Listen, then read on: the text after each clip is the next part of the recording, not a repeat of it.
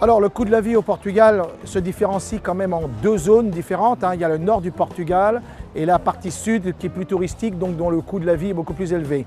Maintenant pour le quotidien, pour les achats quotidiens qu'on peut faire en grande surface ou choses comme ça, c'est un petit peu moins cher, mais il n'y a pas une différence notable puisque les entreprises qui font la grande distribution sont généralement des entreprises d'origine française qui importent leurs produits soit d'Espagne, soit de France.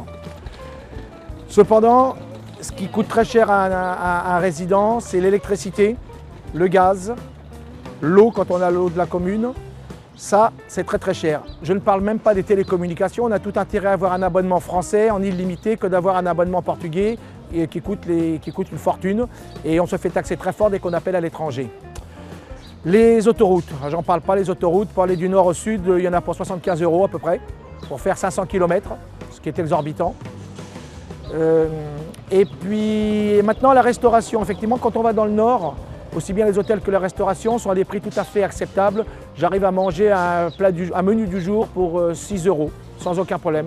Dans le sud il faut bien compter 15-20 € et c'est pas la même qualité puisque c'est destiné aux touristes, c'est beaucoup de congelés, rien n'est frais, c'est totalement différent.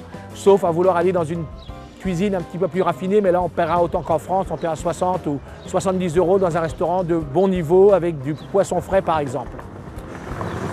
À Lisbonne, il semblerait qu'à Lisbonne que le métro soit très cher. Ce qui n'est pas cher, ce sont les taxis.